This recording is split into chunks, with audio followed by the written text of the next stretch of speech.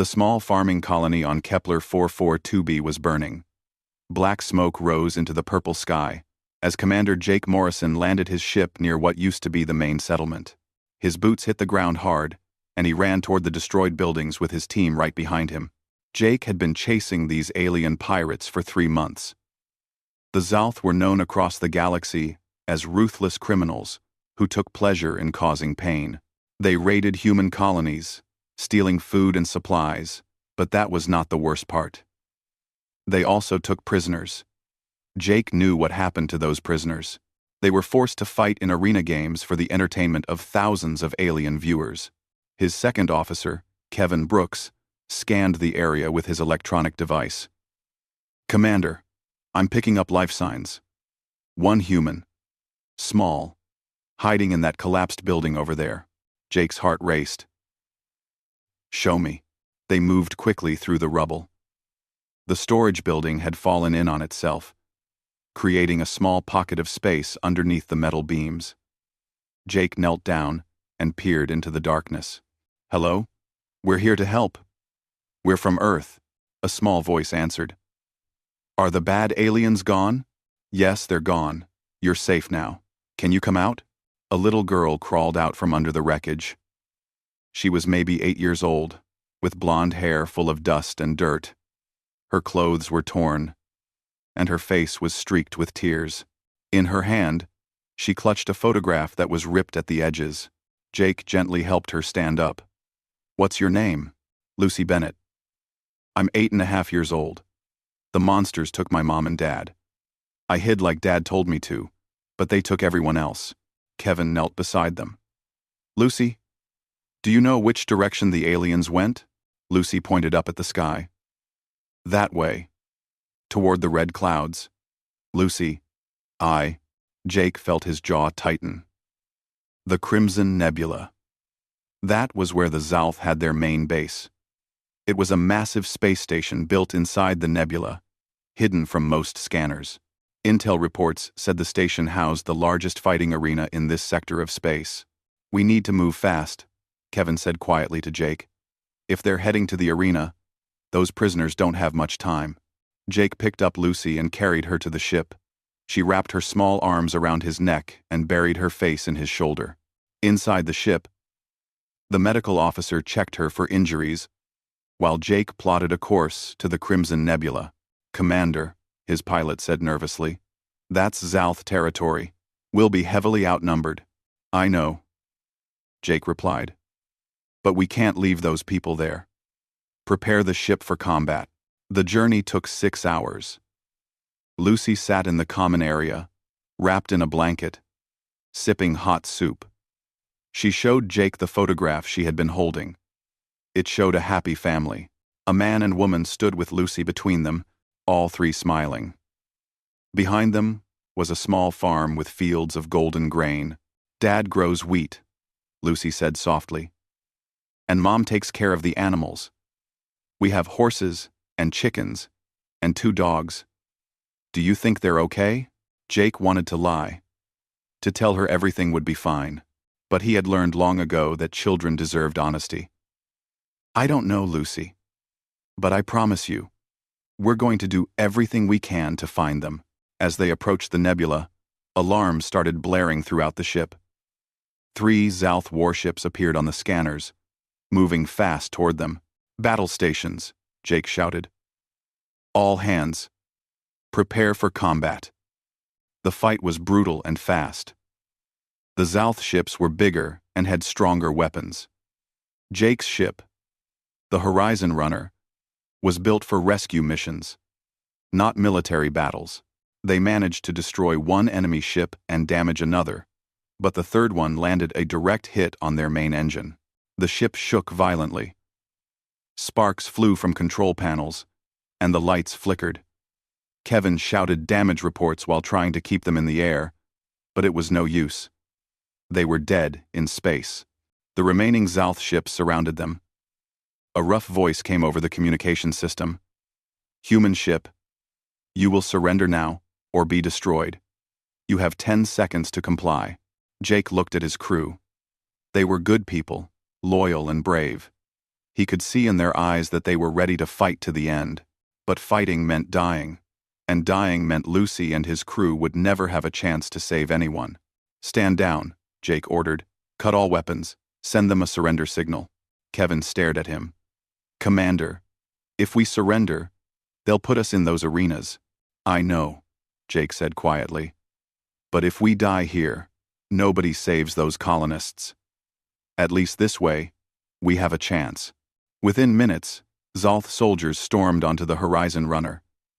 They were tall reptilian creatures, with scales that looked like armor and cold yellow eyes that held no mercy.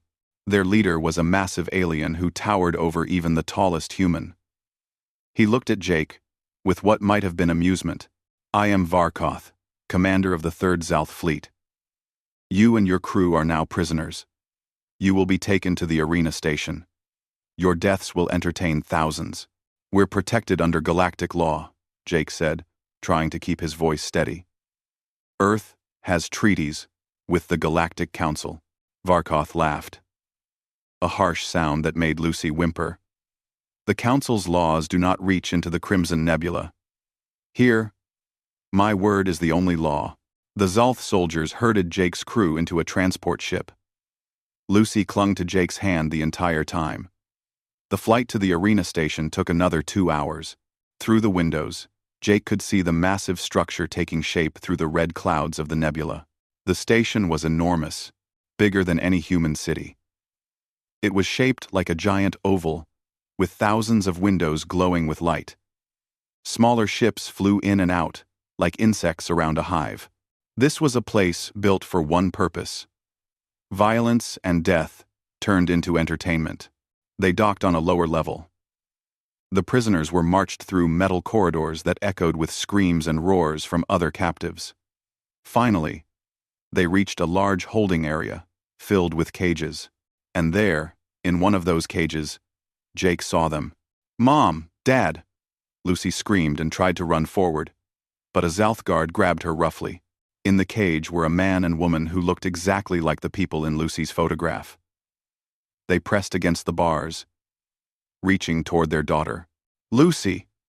Oh God! Lucy! You're alive!" the woman cried. The guards threw Jake and his crew into the same large cage. As soon as the energy barrier activated, Lucy ran to her parents. They held each other, crying and talking, all at once. Jake surveyed their prison. There were at least 50 other humans here, along with several other alien species. They all had the same look in their eyes: fear, mixed with hopelessness. An older man approached Jake. "You're military," he observed. "Did you come to rescue us?" "We tried," Jake admitted. "Our ship was shot down." The man nodded sadly. "We're farm colonists. We don't know anything about fighting. The Zalth took us 3 weeks ago. We've been watching the games from here. It's horrible. They make different species fight each other, or fight against their creatures." "What kind of creatures?" Kevin asked. The old man shuddered. "Things from nightmares. Monsters from worlds across the galaxy. The worst one is called the Vraxen. Nothing survives against it. Tomorrow, they're bringing it out for a special event." Later that night, Lucy sat between her parents, Daniel and Laura Bennett. They held her close, whispering words of comfort. But Jake could see the terror in their eyes. They had been here long enough to know what happened in this place. A Zalth guard approached their cage. He spoke through a mechanical translator that made his voice sound cold and emotionless. "The small human child. The arena master has made his selection. Tomorrow, she will fight in the main event." Laura screamed and held Lucy tighter. "No. She's just a child. Take me instead. The selection is final." The guard replied. "She will face the Vraxen. Be honored. Thousands will watch her die." The guard walked away, leaving behind a cage full of people in despair. Lucy looked up at her parents with wide, frightened eyes. "What's a Vraxen?" Daniel pulled her close and kissed her forehead. He had no answer that would not terrify her more. Around them, the other prisoners looked away, unable to meet the eyes of a child who had just been given a death sentence. Morning came too quickly in the holding cells beneath the arena. Lucy had barely slept, curled up between her parents, who held her through the night. Jake had spent those dark hours pacing the cage, trying to find some way out, some solution. But the energy barriers were strong, and guards patrolled constantly. The sounds from above were growing louder. The arena was filling with spectators. Jake could hear thousands of different voices, roars, clicks, and sounds he had never heard before. Aliens from across the galaxy were gathering to watch a human child die. 2 Zolth guards arrived at the cage. One of them deactivated the barrier and pointed at Lucy. Time to go. Laura held her daughter desperately. Please, I'm begging you. Take me. I'll fight anything you want. Just leave my baby alone. The guard raised his weapon. Move away from the child, or I will shoot you. Daniel gently pulled his wife back. His face was wet with tears, but his voice was steady as he knelt before Lucy. Listen to me, sweetheart. I need you to be brave. Remember what I taught you about the horses? When they're scared, you stay calm. Lucy nodded, trying not to cry. I'll try, Daddy. That's my girl. And remember, your mom and I love you more than anything in this whole galaxy. The guard grabbed Lucy's arm and pulled her away from her parents. Laura collapsed against Daniel, sobbing. Jake pressed against the energy barrier, his fists clenched in rage and helplessness. The guards led Lucy through long corridors that sloped upward. She could hear the noise getting louder with each step. Her legs felt weak, and she wanted to run, but there was nowhere to go. Workding, the guards on either side of her were too big and too strong. They reached a large metal door. One guard unlocked her handcuffs while the other checked his weapon. Walk straight ahead when the door opens. Do not try to run. There is no escape. The door began to rise with a loud grinding sound. Bright light flooded in, and the roar of the crowd hit Lucy like a physical force. She stepped forward on shaking legs. She was and the arena was massive and terrifying. The floor was covered in dirt and sand, stained dark in many places. All around her, rising up in levels, were thousands and thousands of aliens. They filled every seat, packed together, all watching her. Some were small and furry, others were tall and covered in scales. Some had multiple eyes or tentacles or features she could not even understand. But they all had one thing in common. They were excited to see violence. High above, in a special box, sat the largest Zolth she had ever seen. Varkoth raised one clawed hand, and the crowd slowly fell quiet. Honored guests from across the known galaxy. His voice boomed through speakers that translated his words into hundreds of languages. Today we present something special for your entertainment. A human child, freshly captured, will face our greatest champion. The crowd erupted in cheers and strange alien sounds of approval. Lucy stood frozen in the center of the arena. She was so small compared to this huge space. The sun above was too bright, and she could not see where her parents were among all the prison viewing areas. Varkoth continued his speech. This child's species, the humans, believe they are special. They speak of mercy and kindness and peace. Today, we will show the galaxy what human weakness looks like. Today, she will face the Vraxon of Korath Prime. Lucy did not understand all the words, but she understood the meaning. Something bad was coming. Something that was going to hurt her. A massive gate at the far end of the arena began to open. The metal groaned and screeched. From the darkness beyond, Lucy heard a sound that made her blood run cold. It was a roar, but not like any animal she had ever heard on the farm. This was deeper, more powerful, filled with rage and pain. The crowd leaned forward in their seats.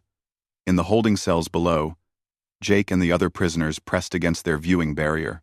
Daniel held Laura as they both stared in horror at the tiny figure of their daughter, standing alone in the arena. The Vraxen stepped into the light. Lucy had never imagined anything so terrifying could exist. The creature was huge, standing taller than her house back on the farm. It walked on 4 massive legs, each one thick with muscle. Its body was covered in black fur with streaks of red that seemed to glow. Around its neck was a mane that crackled with purple electricity. But the worst part was its face. The Vraxen had 6 eyes, each one glowing with a fierce yellow light. Its mouth was filled with teeth as long as Lucy's arm. Along its back were sharp spines that looked like they could cut through metal. Its tail was thick and ended in a club covered with spikes. The creature's body was covered in scars, some old and some fresh. Patches of fur were missing where burns and wounds had not healed properly. This was an animal that had been hurt many times, forced to fight over and over. The Vraxen spotted Lucy immediately. All 6 eyes locked onto her small form. The crowd fell completely silent, waiting for the kill. Lucy's legs gave out, and she fell to her knees in the dirt. She could not breathe. Her whole body was shaking. This was how she was going to die, torn apart by this monster while thousands of aliens watched and cheered. The Vraxon began to walk toward her. Each step made the ground shake. Its claws left deep marks in the dirt. It lowered its massive head, and Lucy could feel the heat from its breath. The creature opened its mouth, showing those terrible teeth. Lucy closed her eyes tight. She thought about her mom and dad. She thought about the farm and the horses and the way the sun looked in the morning when she went to feed the chickens. She thought about all the things she would never get to do. She would never grow up or go to school or have friends or see Earth. But nothing happened. Lucy opened her eyes slowly. The Vraxen's face was right in front of her, so close she could see her reflection in its eyes. But it had stopped. The creature was not attacking. Instead, it seemed to be looking at her, studying her. The crowd began to murmur in confusion. This was not how these fights usually went. The Vraxon always attacked immediately. It was known as the most savage creature in the arena. It had killed hundreds of opponents without mercy. Lucy stared back at the creature. Up close, she could see more details. The scars on its body were not just from fights. Many looked like they came from whips or burning tools. Around its neck was a thick collar with metal spikes pointing inward, causing pain with every movement. The creature's eyes were not filled with rage like Lucy expected. They looked sad and tired and hurt. She remembered what her father said about the horses back home. When they were scared or hurt, they needed calm and gentle treatment. Lucy was terrified, but something in those 6 eyes made her think, maybe, just maybe, this creature was scared too. Slowly, very slowly, Lucy raised her small hands. They were still shaking, but she held them out toward the Vraxen. "Please don't hurt me," she whispered. Her voice was so quiet she barely heard it herself. The Vraxen's eyes flickered. Its ears, which had been flat against its head, raised slightly. The creature took another small step forward, close enough now that Lucy could touch it. "It's okay," Lucy said, her voice still shaking. She was crying, tears running down her dirty face. "I'm scared too." The creature made a sound, softer than the roar from before. It was almost like a whimper. Lucy thought about her dog back home, Max, and how he sounded when he was hurt or sad. "Good boy," she said, using the same words she used with Max and the horses. "You're just scared, aren't you? They hurt you. I can see it." The arena was completely silent now. Thousands of aliens sat in confusion and shock. In the holding cell, Daniel and Laura clutched each other, not understanding what they were seeing. The Vraxon lowered its massive head until it was level with Lucy. Its hot breath washed over her. Lucy could smell blood and dirt and something wild. Her hands were still raised, still shaking. She reached out and touched the creature's nose. The effect was immediate and stunning. The Vraxen's 6 eyes closed briefly. The electricity crackling through its mane softened, becoming almost gentle. Then, in a movement that no one in the arena could believe, the great beast lowered itself to the ground and laid its enormous head in the dirt beside the small human child. The crowd exploded in shocked gasps and angry shouts. Varkoth stood up in his box, his reptilian face twisted in fury. "What is this? Guards! Make it fight!" 3 Zalth guards ran into the arena, carrying long poles that crackled with electricity. They jabbed the poles at the Vraxen, sending shocks through its body. The creature roared in pain and anger, but it did not attack Lucy. Instead, it moved its body between her and the guards, protecting her. Lucy placed her hand on the creature's mane. The bioelectric energy that ran through the fur did not hurt her. It felt warm and alive. "Don't let them hurt you," she said. The Vraxen moved with speed that seemed impossible for something so large. One moment it was lying beside Lucy, and the next, it was tearing through the 3 guards like they were made of paper. Its claws ripped through armor. Its teeth crushed weapons. Within seconds, all 3 Zalth guards were on the ground, not moving. The crowd went wild. Some aliens were cheering, excited by the unexpected violence. Others were booing, angry that their entertainment was not going as planned.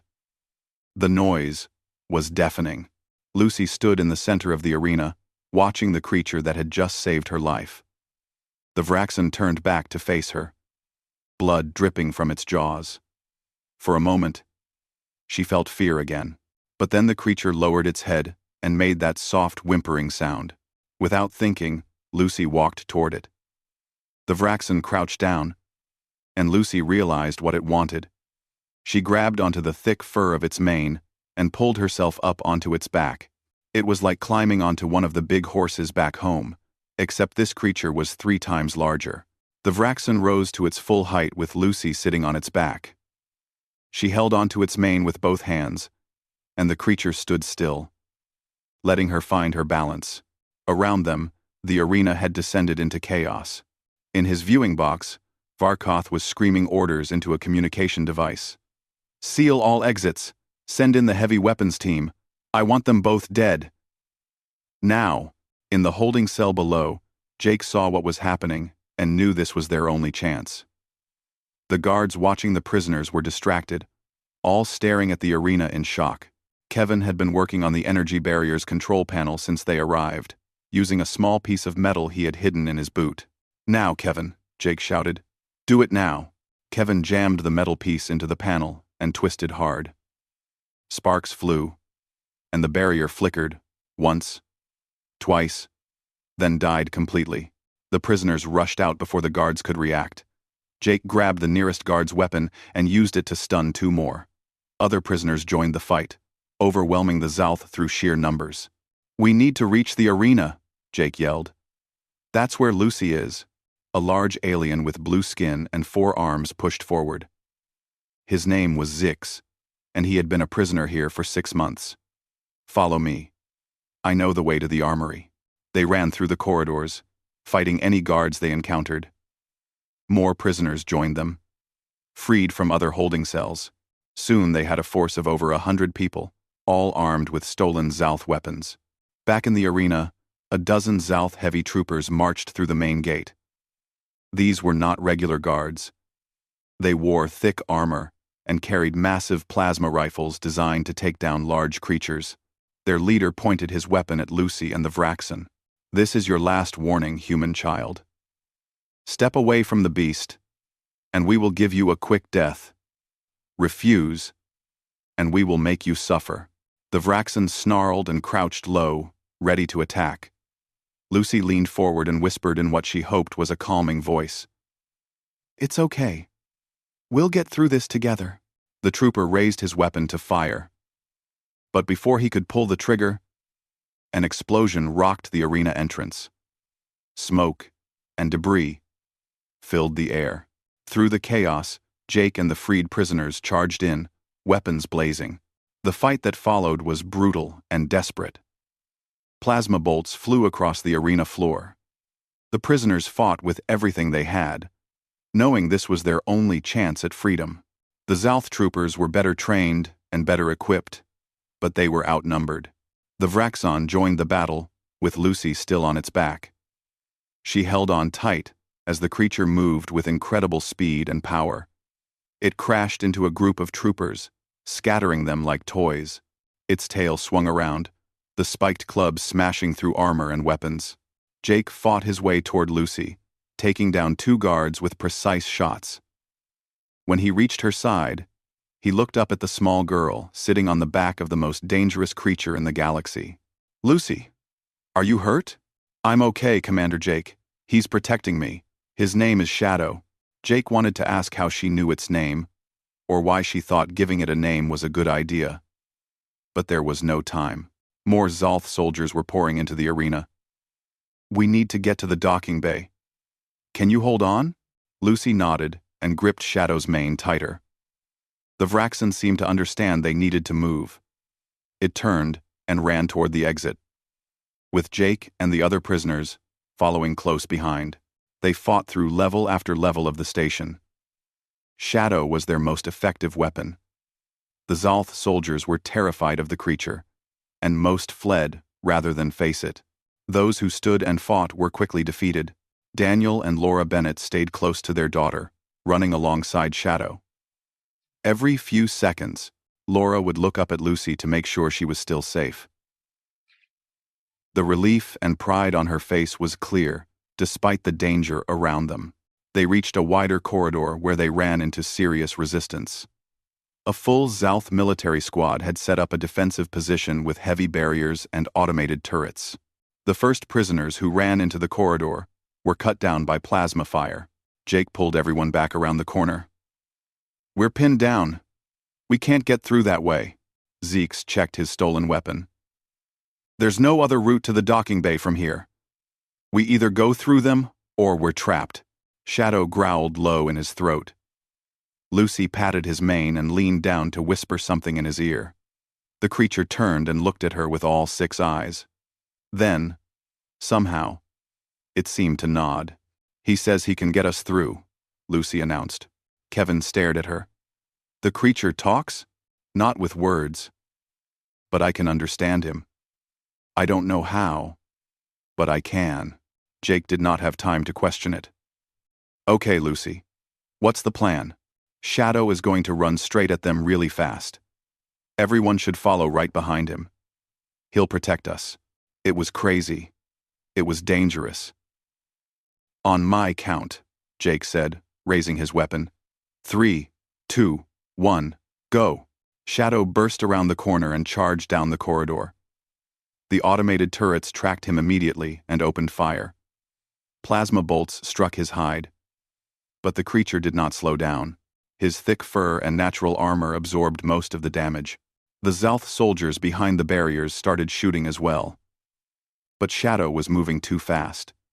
He crashed into their defensive position like a living battering ram, smashing through barriers and scattering soldiers. Jake and the prisoners ran behind Shadow, using the creature as cover. They fired their weapons at any Zalth soldier who tried to get up.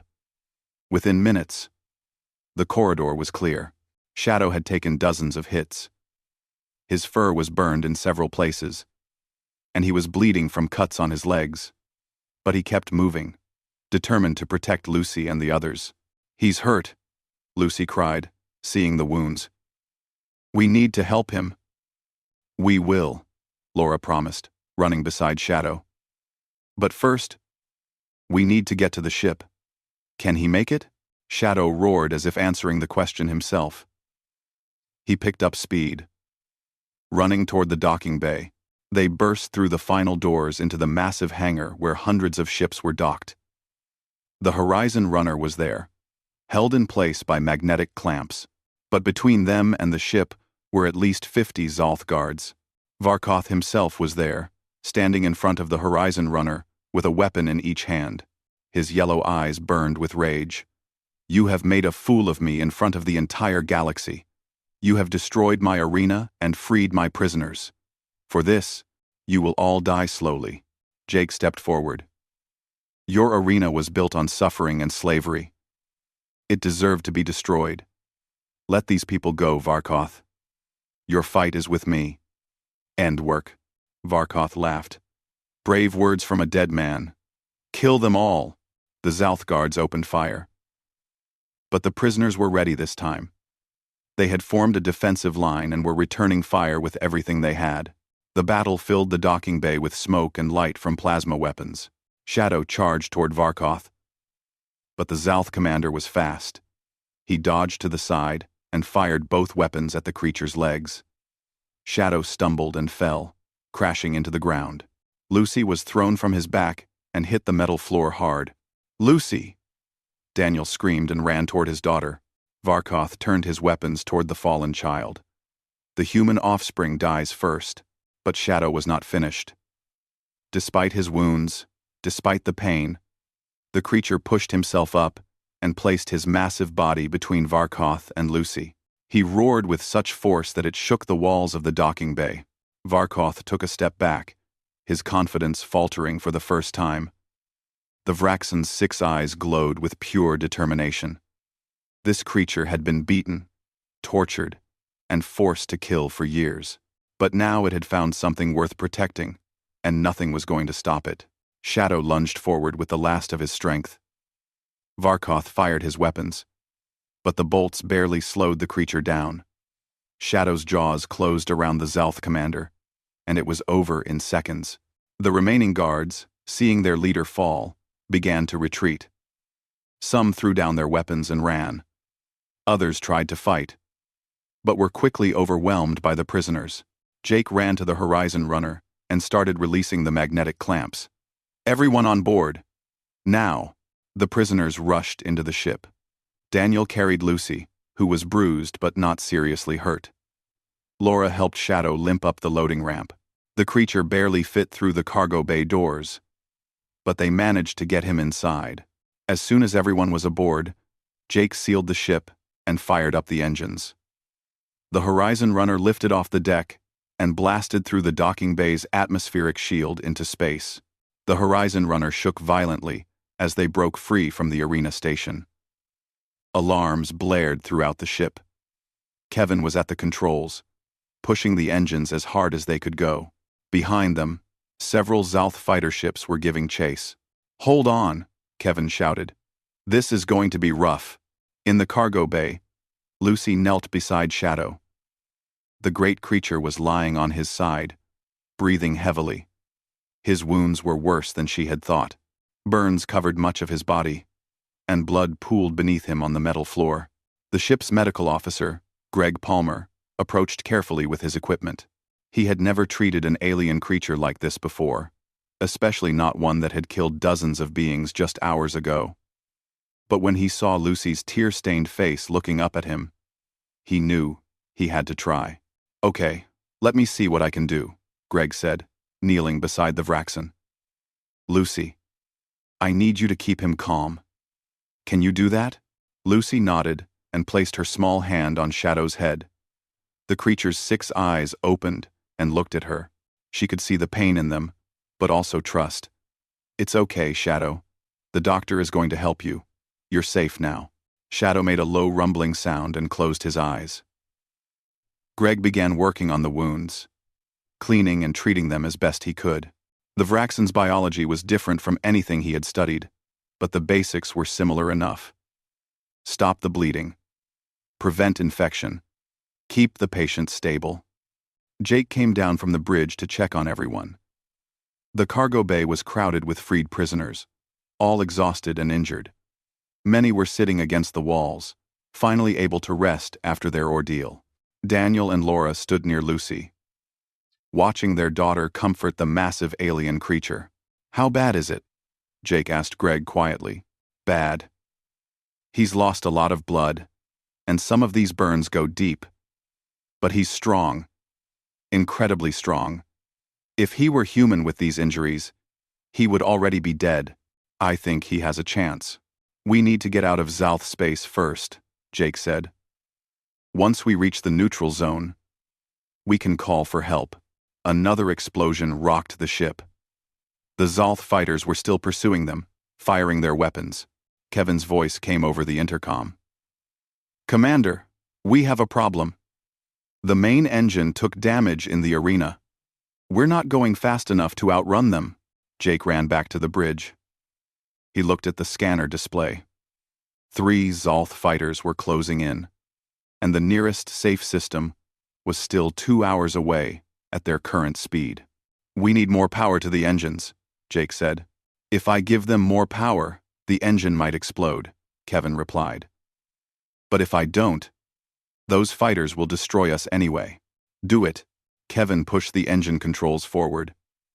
The ship lurched and picked up speed, but the engine was making terrible sounds, grinding and screeching. Warning lights flashed across the control panel. In the cargo bay, Shadow suddenly raised his head.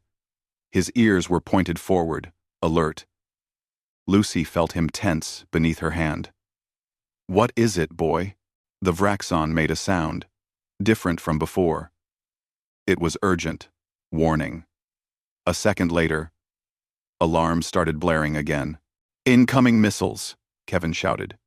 2 of them, locked on. Jake grabbed the controls for the ship's defensive systems. They had countermeasures, flares, and electronic decoys designed to confuse enemy missiles. He fired them all. 1 missile veered off course, chasing a flare, but the second missile stayed locked on the Horizon Runner.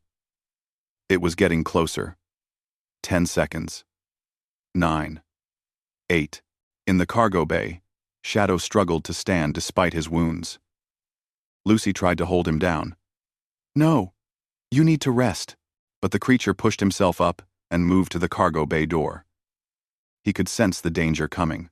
Every instinct in his body told him to protect the small human who had shown him kindness when everyone else had shown him only cruelty. "Shadow, what are you doing?" Lucy cried. The missile struck the ship's rear section, right where the cargo bay was located. The explosion tore through the hull. The atmospheric shield flickered, but held, barely. But the force of the blast threw everyone to the floor. When the smoke cleared, Lucy looked around frantically. "Shadow! Where's Shadow?" A large piece of the hull had been torn away by the explosion. Through the gap, she could see space and stars. Shadow was there, pressed against the damaged section, using his own body to help seal the breach. The vacuum of space was trying to pull him out, but he held on, with his massive claws dug into the metal floor. "No," Lucy screamed. She tried to run to him, but her father grabbed her and held her back. "You can't, Lucy. The pressure will pull you out too."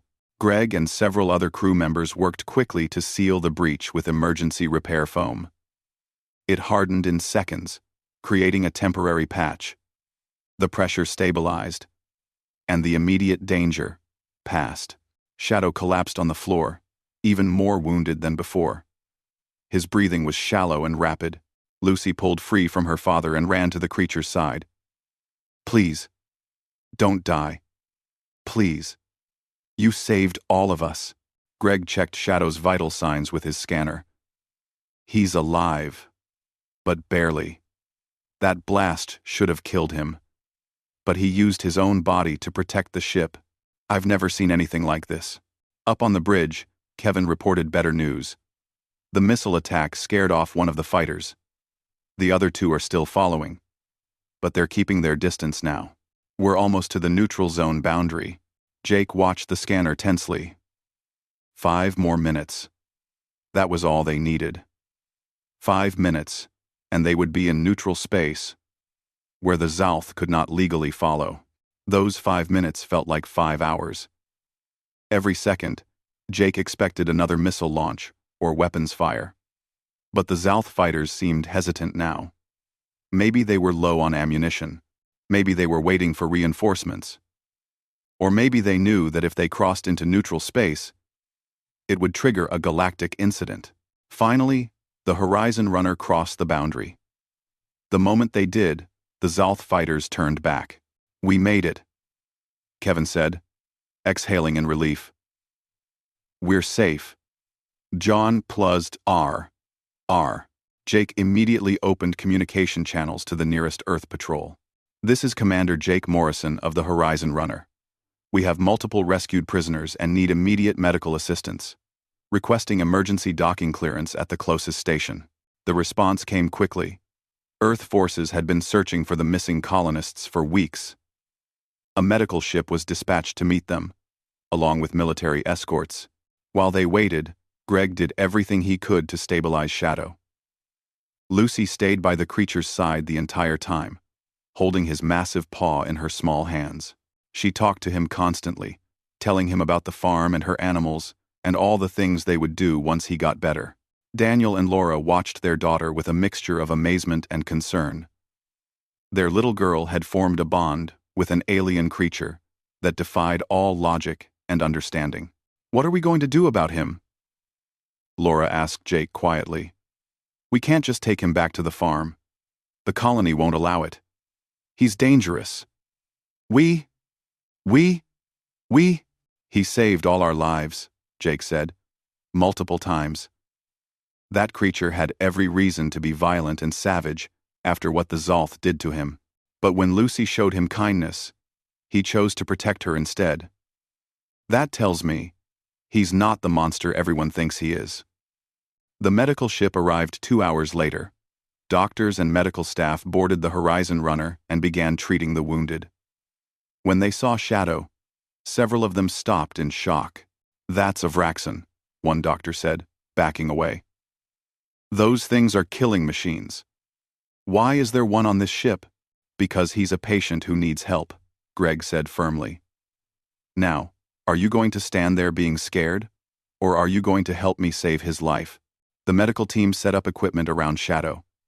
They gave him drugs to ease his pain and fluids to replace the blood he had lost. One doctor, a woman named Helen Cruz, who specialized in alien biology, examined him carefully. "This creature has been severely abused," Helen said, anger clear in her voice. "These scars are from torture devices. He's been starved, beaten, and forced to fight for years. The fact that he's even alive is remarkable."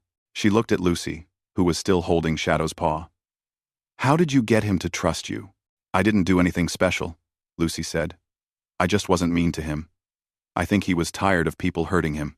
Helen studied the girl thoughtfully. Then she turned to Jake. "I need to take this Vraxen to a proper medical facility for treatment. But I should warn you, once the authorities find out we have him, they're going to want him destroyed. Vraxens are classified as extremely dangerous." "Over my dead body," Lucy said, with a fierceness that surprised everyone. "Shadow stays with me. He's my friend." Jake made a decision. "Dr. Cruz, how would you like to be part of something important? Something that could change how the galaxy sees these creatures?" "What do you mean?" "This Vraxen, Shadow, has shown us that these creatures aren't the mindless monsters everyone believes them to be. What if we could prove that? What if we could show that with proper treatment, they can be gentle, intelligent beings?" Helen's eyes lit up with understanding. "You want to study him, not as a specimen, but as a patient who deserves dignity and care." "Exactly. And I know some people in the Earth government who would be very interested in learning the truth about what the Zolth have been doing in those arenas." Over the next few days, as the Horizon Runner traveled to Earth, Helen worked tirelessly to save Shadow's life. The creature pulled through, though his recovery would take months. During that time, Helen studied him extensively. What she discovered shocked the scientific community. The Vraxens were not savage predators at all. They were highly intelligent, social creatures. In their natural habitat on the planet Korath Prime, they lived in family groups, cared for their young, and showed signs of complex communication and culture. The Zolth had been capturing young Vraxens, separating them from their families, and breaking them through torture and starvation. They turned these gentle giants into weapons for their entertainment. Every creature in those arenas had been a victim, not a villain. The news of what happened in the Zolth arena spread across the galaxy faster than anyone expected. Someone had recorded video of Lucy and Shadow in the arena, and the footage was being shown on every news network. The image of a small human child showing compassion to a creature that was supposed to kill her moved beings across hundreds of worlds. The Earth government welcomed the rescued colonists as heroes. Jake and his crew received medals for their bravery. But the real star was Lucy Bennett and her unlikely friend, Shadow. The Galactic Council, the governing body that oversaw relations between different species, called for an emergency meeting. Representatives from thousands of worlds gathered to discuss what should be done about the Zalth Arena operations. Jake was asked to testify before the council. He stood in the massive chamber, looking up at the assembled representatives. Some were humanoid, others were completely alien, existing as energy beings or living in tanks filled with water or breathing gases toxic to most other life forms. Commander Morrison, the council chairman said, through a universal translator. "Tell us what you witnessed in the Zalth Arena." Jake described everything. The capture, the imprisonment, and the moment Lucy was thrown into the arena with Shadow. He explained how the creature, despite years of abuse and torture, chose compassion over violence when given the chance. "The Zalth have not just been running illegal fighting arenas," Jake said. "They have been committing genocide against multiple species. They capture intelligent beings, break them through torture, and force them to kill each other for entertainment. This cannot be allowed to continue." The council chamber erupted in debate. Some representatives argued for immediate military action against the Zalth. Others worried about starting a war. A few even suggested that the arena operations, while distasteful, were not the council's concern. Then Helen Cruz presented her findings about the Vraxons and other creatures used in the arenas. She showed brain scans, proving their intelligence. She displayed evidence of their natural social behaviors. She demonstrated that every single creature in those arenas had been a victim of the Zalth's cruelty. But the most powerful testimony came from Lucy herself. The council chairman had initially refused to allow a child to speak, but public pressure was enormous. Billions of beings across the galaxy wanted to hear from the little girl who had tamed the savage Vraxon. Lucy stood at the speaking platform, which had to be adjusted down because she was so small. She wore a simple blue dress, and her blonde hair was neatly brushed, but her voice, when she spoke, was strong and clear. "My name is Lucy Bennett. I'm 8.5 years old. I'm from a farming colony where my parents grow wheat and raise animals. I'm not a soldier or a scientist or anyone important, but I know about animals because I work with them every day." She paused and looked around at all the alien faces watching her. "When I saw Shadow in that arena, everyone expected him to kill me. Even I thought he would. He was so big and scary. But then I looked in his eyes, and I saw something everyone else missed. He was scared too. He was hurt and alone and tired of fighting. I didn't do anything special. I just treated him like I treat the horses on our farm. I was gentle. I was kind. And you know what happened? He chose not to hurt me, even though he had been trained to kill. Even though he had been tortured and starved, he chose kindness when someone finally showed him kindness back." End. 1. Lucy's voice grew stronger. "The Zalth say creatures like Shadow are monsters, but the real monsters are the people who hurt them and force them to fight. We need to stop the arenas. We need to save all those creatures. And we need to remember that just because something looks scary or different doesn't mean it's evil." When Lucy finished speaking, the council chamber was silent. Then, slowly, representatives from across the galaxy began to applaud. It started with just a few, but quickly grew until the entire chamber was filled with the sound of approval in hundreds of different forms. The vote was nearly unanimous. The Galactic Council authorized military action to shut down all Zalth Arena operations. A coalition force was formed, with Earth's defense fleet playing a major role. Jake was given command of the operation. The military campaign took 6 months. The coalition forces attacked arena stations across the Zalth Empire. They freed thousands of prisoners and captured creatures. The Zalth fought back, but they were overwhelmed by the combined strength of dozens of species working together. The final battle was at the Crimson Nebula, at the main arena station where Lucy had first met Shadow. Jake led the assault personally. This time, they were not prisoners trying to escape. They were liberators coming to free those still trapped inside. The station was heavily defended, but the coalition forces were prepared. They disabled the shields and docked hundreds of ships. Soldiers poured into the corridors, fighting through Zalth resistance. But many Zalth soldiers surrendered without fighting, knowing their cause was lost. In the holding cells beneath the arena, hundreds of prisoners waited, not knowing what the noise and explosions above meant. Then, the doors opened, and coalition soldiers rushed in. "You're free," Jake announced. "All of you. The arenas are finished." The prisoners, many of whom had given up hope of ever seeing their homes again, broke down in tears. They hugged each other and thanked their rescuers. In the creature holding areas, dozens of captured beings were sedated and carefully loaded onto transport ships. Among those creatures were 7 other Vraxans, all showing the same signs of abuse and torture that Shadow had endured.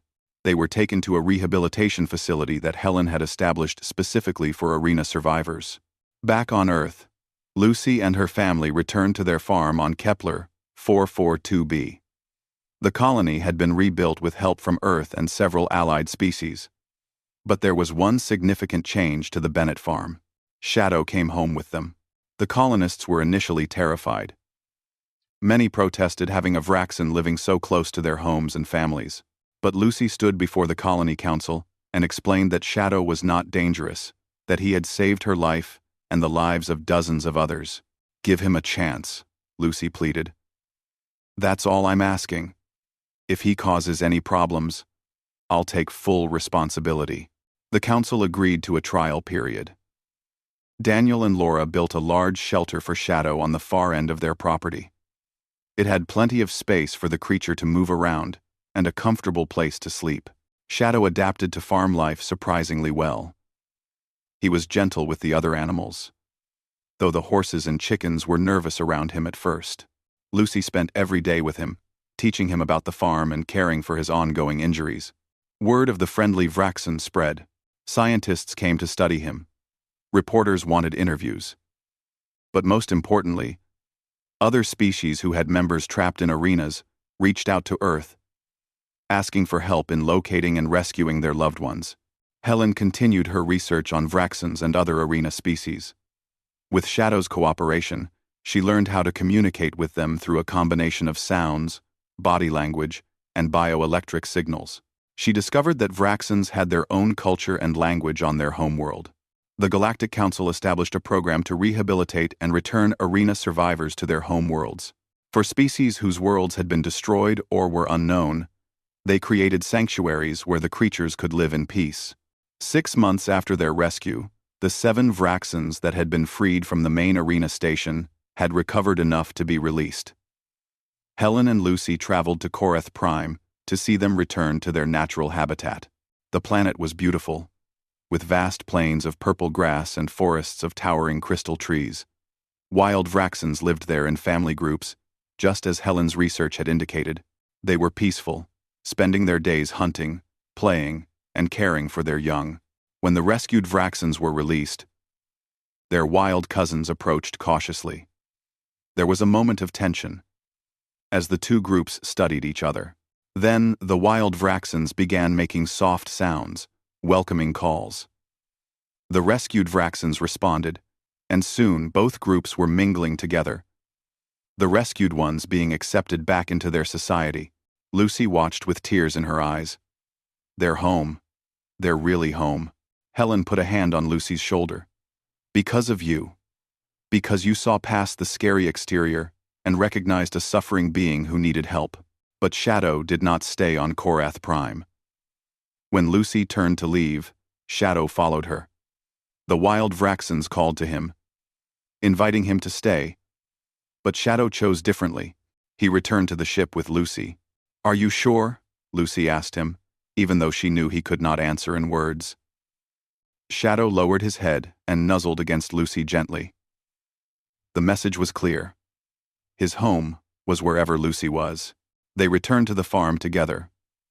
Over the next year, Lucy became the youngest ambassador in human history. She traveled to different worlds, speaking about compassion and understanding between species. Shadow always went with her, a living example of how fear and violence could be overcome through kindness. The Zoth Empire, weakened by the loss of their arena income and facing pressure from the Galactic Council, agreed to sign a peace treaty.